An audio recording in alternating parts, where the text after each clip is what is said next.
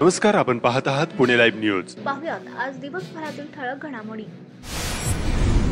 ओढणीने गळा आवळून पत्नीचा खून करून पत्नीने स्वतःच हे कृत्य केल्याचा बनाव करणाऱ्या शिक्षकाला खेड पोलिसांनी अटक केली आहे। अटक करण्यात आलेल्या पतीला खेड न्यायालयाने 5 दिवसाची पोलीस कोठडी सुनावली आहे। सीमा आदिनाथ कुटे, वय वर्ष 35, राहणार पडाळवाडी, राजगुरुनगर, तालुका खेड असे खून झालेल्या महिलेचे नाव आहे। आरोपी आदिनाथ सुखदेव कुटे, वय वर्ष 40, राहणार पडाळवाडी, तालुका खेड, मूळ राहणार अहमदनगर असे आरोपी शिक्षक असलेल्या पतीचे नाव आहे। राजगुरुनगर शहरालगत पडाळवाडी, तालुका खेड या ठिकाणी सदरची घटना घडली। पती सुखदेव कुटे याला दारू पिण्याचे व्यसन होते। तो सकाळीच दारू पिण्यासाठी बाहेर गेला होता। 9 वाजता घरी आल्यानंतर पत्नी सीमा हिने कुठे गेला होता असा जाब विचारला म्हणून दोघांमध्ये भांडण झाला। दारूच्या नशेत आदिनाथ कुटे याने पत्नी सीमा हिचा ओढणीने गळा दाबून खून केला। घरातील बेडच्या दरवाजाची आतील कडी चतुराईने बंद करून घेतली। मित्र व नातेवाईकांना फोन करून पत्नी सीमा दरवाजा उघडत नाही, तुम्ही ताबडतोब या असा बनाव केला। स्थानिक नागरिकांनी दरवाजा तोडून सीमाचा मृतदेह बाहेर काढला। शवविच्छेदन अहवाल समोर आल्यानंतर पोलिसांनी आरोपीला पोलिसी खाक्या दाखवल्यानंतर आरोपीने गुन्ह्याची कबुली दिली। या घटनेचा पुढील तपास खेड पोलीस ठाण्याच्या महिला पोलीस उपनिरीक्षक स्नेहल गुराव करीत आहेत। चाकण औद्योगिक भागात सर्वच महामार्ग आणि अंतर्गत रस्त्यावरील अवजड वाहतूक नागरिकांच्या जीवावर उठली आहे। बेदरकार अवजड वाहन चालकांमुळे रस्त्यावरील अपघातांचे सिलसिला मागील काही वर्षांपासून अविरतपणे सुरूच आहे। त्यामुळे बहुतांश अपघात प्राणघातक ठरत आहेत। वाहन चालक गर्दीतून अत्यंत बेजबाबदारपणे रस्त्याने वाहने चालवत असल्याची बाब समोर येत आहे। खराबवाडी या ठिकाणी आज गुरुवारी 22 ऑगस्ट रोजी सायंकाळी एका तरुणाला अवजड वाहन चालकाने अक्षरशः चिरडत नेले।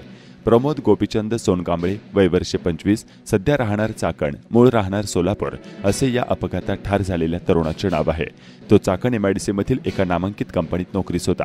रस्त्याच्या वर्षानुवर्ष रखडलेल्या कामामुळे अपघात होतात। त्यामुळे या अपघातांना जबाबदार असणाऱ्या संबंधित विभागाच्या अधिकारी आणि मंत्र्यांवर देखील सदोष मनुष्यवधाचे गुन्हे दाखल करण्याची सामान्य जनतेची मागणी आहे।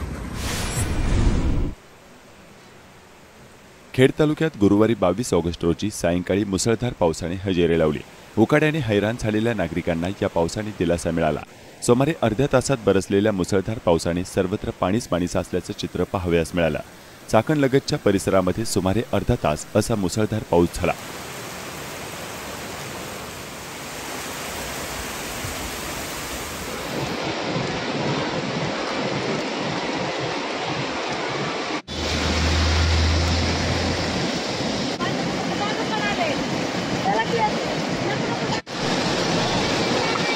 राजगुरुनगर परिसरात आणि लगतच्या गावांमध्ये ऐन शाळा, महाविद्यालय आणि कामगार सुटण्याच्या वेळी झालेल्या पावसाने सर्वांचीच तारांबळ उडाली।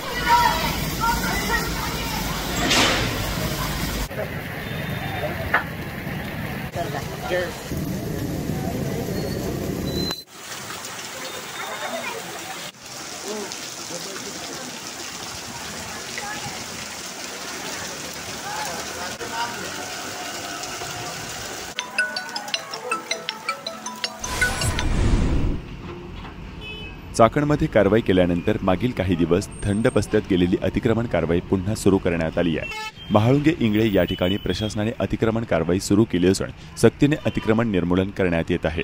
औद्योगिक क्षेत्रात असलेल्या गावात देखील अतिक्रमण निर्मूलन मोहीम लवकरच राबवली जाणार असल्याचे सांगण्यात येत आहे। दरम्यान काही बड्या राजकारणी लोकांशी संबंधित व्यक्ती यांचे अतिक्रमण काढण्यात येत नसल्याची स्थानिक नागरिकांची भावना आहे। गणेशोत्सव अवघ्या पंधरवड्यावर आला आहे। त्यामुळे आकर्षक गणेश मूर्त्या बाजारात विक्रीसाठी आल्या आहेत। अनेक आकार आणि प्रकारच्या गणेश मूर्ती आणि सजावटीच्या साहित्याने बाजारपेठ सजली आहे।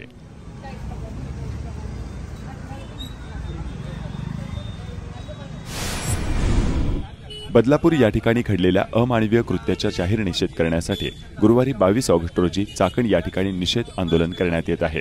सदरील आंदोलन हे समस्त खानदेश बांधवांच्या वतीने करण्यात आले। खेड तालुक्यात तांत्रिक कारणामुळे वीज पुरवठा बराच वेळ बंद राहिल्याची स्थिती मागील 2 दिवसांत निर्माण झाली आहे। आज गुरुवारी आळंदी शहरात तब्बल 8.5 तास वीज पुरवठा बंद राहिल्याने नागरिक हैराण झाले होते। चिंबळी तालुका खेड या ठिकाणी दरवर्षीप्रमाणे श्रीकृष्ण जन्माष्टमी निमित्त अखंड हरिनाम सप्ताहाचे आयोजन करण्यात आले। या ठिकाणी विविध धार्मिक कार्यक्रम होत आहेत।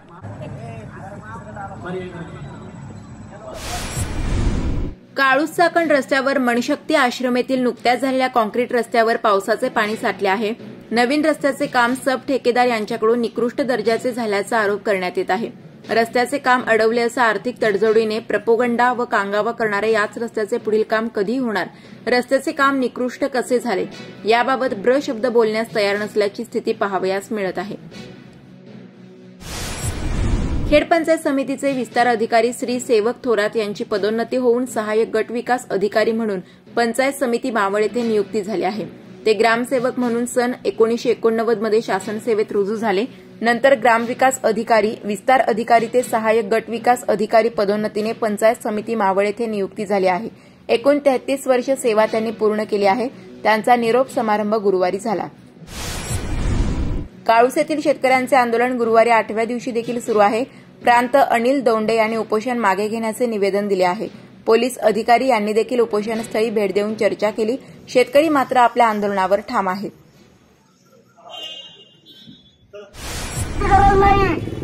आमच्या मुलाबाळांना संरक्षण द्या।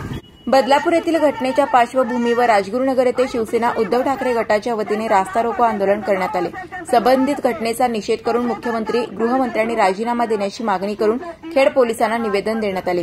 या निषेध आंदोलनावेळी खेड तालुका प्रमुख रामदास धनवटे, उपजिल्हा प्रमुख शिवाजी वरपे, शिवसेनेच्या महिला आघाडी जिल्हा संपर्क प्रमुख विजया शिंदे, विलास भुजबळ, तालुका संघटिका उर्मिला सांडभोर आदींसह शिवसैनिक नागरिक उपस्थित होते। क्वार्टरमध्ये घेतलं त्याच्यावर कर बसतोय अनेक आणि आज त्या गोष्टीचा निषेध म्हणून माध्यमातून त्यांची निष्क्रियता आपल्याला या ठिकाणी दिसून येते आणि त्याचाच परिणाम म्हणून बदलापूर येथील घटनेच्या पार्श्वभूमीवर राज्य सरकार अॅक्शन मोडवर आले आहे। विद्यार्थ्यांच्या सुरक्षेला प्राथमिकता देत कठोर पावले उचलली जात आहेत। शाळांमध्ये सीसीटीव्ही बसवणे, त्या सीसीटीव्ही फुटेजची नियमित पाहणी करणे, कंत्राटी कर्मचाऱ्यांची नियुक्तीपूर्वी काटेकोर पडताळणी करणे अशा प्रकारच्या सूचना राज्य शासनाकडून राज्यातील सर्व शाळा व्यवस्थापनाला देण्यात आल्या आहेत। यात काचुराई केल्यास शिस्तभंगाच्या कारवाईसह शाळेचे अनुदान रोखणे अथवा मान्यताच रद्द करण्याचा इशारा राज्य सरकारने दिला आहे। चाकणमधील आरोग्य विभागाच्या ढिसाळ कारभाराबाबत नागरिकांत असंतोष आहे। चाकणमध्ये अनेक ठिकाणी कचरा गोळा करणारी वाहने पोहोचत नसल्याच्या नागरिकांच्या तक्रारी आहेत। याबाबत आंदोलनाचा इशारा महाराष्ट्र नवनिर्माण सेनेच्या वतीने देण्यात आला। नगर परिषदेचं पाहिलं गेलं तर बरेच 2-3 वर्षापासून चाकण हे प्रशासकीय कारभार चालू आहे। आज चाकणमध्ये सीओ नाहीयेत। चाकणच्या कचऱ्याच्या गाड्याचा प्रश्न तर पाहिला, कचऱ्याच्या घंटा गाड्या ह्या घरोघरी जात नाही आणि मुळात आपण ज्याला घंटा गाडी म्हणतो तर कुठल्याही गाडीला स्पीकर किंवा घंटा नाही, म्हणजे ज्या गृहिणी घरामध्ये असतात त्यांना गाडी कधी आली आणि कधी गेली हे कळत सुद्धा नाही। आणि ज्या काही कचऱ्याच्या गाडीवर ड्रायव्हर असतात ते जे काही मोजके हॉटेलवाले असतील किंवा व्यापारी असतील त्यांना दक्षिणा देत असतील, त्यांचा कचरा घेतात आणि निघून जातात। ज्या वेळेस एखादी महिला कचरा घेऊन बाहेर येते ती महिला त्या कचऱ्याच्या गाडी मागे अक्षरशः पळत जाते आणि आपला कचरा टाकते। चाकण नगर परिषदेने याची दखल घेतली पाहिजे। हा कचऱ्याचा प्रश्न अतिशय गहन आहे। फक्त पैसे घेऊन देवाणघेवाण होत आहे। नगर परिषदेच्या माध्यमातून ज्या व्यक्तीला हे कॉन्ट्रॅक्ट दिला आहे त्यामध्ये मोठ्या प्रमाणात भ्रष्टाचार होतो। अशी प्रामुख्याने महाराष्ट्र नवनिर्माण सेनेच्या मागणी करतो की ह्या कचऱ्याचा प्रश्न हा सोडवला पाहिजे आणि ह्या कचऱ्याच्या मध्ये कुणाला किती पैसे दिले जातात आणि हे ठेका कितीचा आहे याची चाकण नगर नागरिकांना याची देवाणघेवाण कळली पाहिजे। ही प्रामुख्याने आमची मागणी आहे की भविष्यामध्ये कुठल्याही कामामध्ये भ्रष्टाचार झाला नाही पाहिजे। जर आम्हाला कुठे भ्रष्टाचार दिसला तर तुम्हाला महाराष्ट्र नवनिर्माण सेनेचं आंदोलन कसं आहे हे माहितीच आहे। मग आम्हाला झेंडा घालचा दांडा हा नक्कीच काढावा लागेल। चाकण नगर परिषदेच्या गलथान कारभाराने 4 महिन्यापूर्वी आलेली कचरा गोळा करण्याची वाहने तशीच पडून आहेत। प्रशासनाचं याकडे दुर्लक्ष होत आहे। त्यामुळे या नवीन कचऱ्याच्या वाहनांचे पूजन काँग्रेस पक्षाकडून गुरुवारी 22 ऑगस्ट 2024 रोजी करण्यात आले आहे। आता तरी ही वाहने कार्यान्वित करावीत अशी मागणी काँग्रेस पक्षाकडून करण्यात आली आहे। नमस्कार, मी ॲडव्होकेट निलेश कड, जिल्हा काँग्रेस प्रवक्ता। आज आपण चाकण नगर परिषदच्या पाणी पुरवठा योजना जिथे आहे विद्यमान त्या ठिकाणी आलो होतो। गेले 3 महिन्यापासून इथं रिफ्यूज कॉम्पॅक्टर आहे, घंटागाड्या 9 घंटागाड्या आहेत, 2 ट्रॅक्टर आहे, 2 ट्रॉल्या आहेत आणि 1 JCB। हे स्वच्छ महाराष्ट्र अभियान नागरी 2 मध्ये नगरपालिकेने घेतलेलं आहे। मात्र जर तुम्ही इक्विपमेंट घेतल्या, गाड्या घेतल्या, यंत्रणा घेतली, पण ती जर तुम्हाला कार्यान्वितच करायची नाही तर मग त्याचा उपयोग काय? नुसतं इथं आता गांजायला लागले पावसात भिजून, अख्खा पावसाळा यांनी खाल्ला। आमचं म्हणणं एवढंच होतं की ह्या गाड्या तुम्ही त्या संबंधित कंत्राटदाराला कधी देणार. आता आम्हाला असं कळतंय, त्या कंत्राटदाराला विचारलं, बाबा तुमच्या गाड्या येत नाही, महिलांची तक्रारी आहेत की 2-2 दिवस झाले घंटागाड्या येत नाही, घंटागाड्या धुतलेल्या नसतात. तेव्हा आम्ही त्या NDK संबंधित कंत्राटदाराला बोललो, तर ते म्हणले की आम्हाला ताब्यातच नाही दिल्या. मग आता ह्यासाठी मुहूर्त काढायचा होता. मग तो आम्ही आता मुहूर्त काढला, आज पूजन केले आणि ते आता तातडीने द्यावं. हे काम आरोग्य विभागाचं आहे. गाड्या आल्यानंतर त्या गाड्या खरेदी घेतल्यानंतर त्या कशासाठी घेतोय याचाही हेतू ठरलेला असतो. मग त्या हेतूप्रमाणे गाडी एकदा आपल्या ताब्यात आली, ती लगेच कॉन्ट्रॅक्टरकडे देऊन गावातलं कचऱ्याच्या बाबतचे जे काय काम आहे त्या संबंधित कॉन्ट्रॅक्टरकडून करायचं काम कोणाचं आहे? आरोग्य विभागाचं आहे. मग आरोग्य विभाग काय झोपा काढतंय का? आणि किती वेळा प्रत्येक गोष्टीला जायचं का? इथं आता मोटर आली, मोटर लावा हे सांगायला आंदोलन करायची का? 3 महिने झाले ह्या गाड्या पडू नये. ह्या गाड्या अशा बघा तुम्ही, ही मोठी आता कॉम्पॅक्टर गाडी, काय हिचा वापर काय आहे बरं? ह्यांच्यावर आता ड्रायव्हर आहेत का, मनुष्यबळ आहे का? चाकण नगरपालिकेचे कर्मचारी सेवेत कायम झाले पाहिजे. मग त्याच्यातले मी म्हटलं अग्निशमनला ट्रेनिंगला पाठवा. गेले 2 वर्ष सांगतो, तिथं 10 कर्मचारी आमचे सेट होतील. ह्या गाड्या जेवढ्या आल्यात ह्या गाड्यांवर 15 कर्मचारी ड्रायव्हर म्हणून लागतील ना, ते परमनंट होतील. पण काहींचा अजेंडा असा आहे की हे कर्मचारी असेच रिटायर झाले पाहिजे आणि ह्या गाड्या यूज नाही झाल्या पाहिजे. जेवढं ठेके वाढतील त्या ठेक्यांमध्ये कसं मला जास्त भेटेल, हा एकमेव उद्देश चाललाय. आणि ह्या कामगारांचंही वाटोळं करायचं आणि ह्या गाड्यांचंही वाटोळं करायचं. त्या GCB मध्ये बघा त्या पुढं पाणी साठले. आता GCB जर नगरपालिकेने 3 महिन्यापूर्वी आणलाय तर मग तुम्ही प्रायव्हेट GCB कशाला चालवताय? नुसती बिलं काढायचीत का? त्यामुळं आता असं ठरवलं की करच भरायचं नाही. तुम्ही 2% महिन्याला लावा, 24% वर्षाला लावा. कारण की हे जर अशी लूट चालू असेल आरोग्य विभागाची तर अजिबात हे खपून घेतलं जाणार नाही. कामगारांचे वाटोळं चालवले, जनतेच्या कराच्या पैशाचे वाटोळं चाललंय. त्यामुळे आम्ही या नगरपालिकेच्या आरोग्य विभागाचा जाहीर निषेध करतो. आणि आता आज इथं आम्ही हिंदू रीतिरिवाजाप्रमाणे गाड्यांचं पूजन केलंय. आमचे चेअरमन दत्ता शेट गोरे असतील, आमचे पर्यावरण काँग्रेसचे अमोलदादा जाधव असतील, आम्ही असं सगळ्यांनी हे केलं ना. आमचे शहर अध्यक्ष बाळासाहेब गायकवाड यांनी देखील यावेळेस पाठिंबा दिला आहे.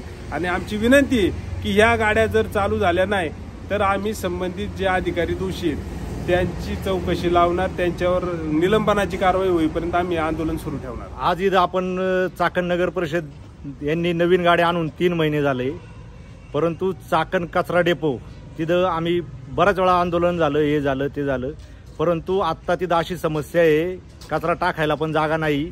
आणि त्यामुळं आमच्या 2-3 किलोमीटरच्या परिसरामध्ये डेंग्यू, मलेरिया, टायफॉइड असे भरपूर प्रमाणात आजार वाढलेले लोकांना. प्रदूषणात तर इतकं वाईट अवस्था आहे की अक्षरशः लोकांना सकाळ संध्याकाळ बाहेर निघणं अवघड झालेलं आहे. त्यामुळं मच्छर जास्त झालेले आहे. आणि त्यामध्ये नगरपालिकेला ज्या नवीन गाड्या आल्यात 10-12 त्या गाड्या 3 महिन्यापासून इथं पाणी पुरवठा विभागात आहे अशा उभ्या आहे. त्यामुळं आज आम्ही इथं प्रशासनाला जाग येण्यासाठी आम्ही नारळ फोडून त्यांना उद्घाटन करून टाकलेलं आहे. कारण ते सर्वसामान्य लोकांचा कर आहे आणि लोकांना तिकडं डेंग्यू, मलेरिया, टायफॉइड जर होत असेल तर हे आरोग्य विभाग करतंय काय, चाकण नगर परिषद नक्की करते काय? आणि इथं सगळ्या वस्तू असून पण ठेकेदाराच्या वस्तू वापरतात, नक्की त्याच्यात दडलंय काय याची उकल केल्याशिवाय आम्ही शांत बसणार नाही. आज या ठिकाणी नगर परिषदेने 2 कॉम्पॅक्टर, टेम्पो 2, ट्रॅक्टर 2 आणि अशा 9-10 गाड्या घंटागाडी घेतलेल्या आहे. JCB त्याच्यात एक घेतलेलं आहे. गाड्यांना पार्किंग नसताना सुद्धा किंवा त्याचा वापर होणार नसताना सुद्धा नगरपालिकेने जनतेच्या करातून हे पैसे खर्च केलेले आहे. 3 महिने जवळजवळ या गाड्या उभ्या आहे. तरी प्रशासनाला विनंती आहे की आरोग्य विभागाने ह्या गाड्या लवकरात लवकर कार्यान्वित कराव्या व कचरा उचलण्याचं काम व्यवस्थित करावं.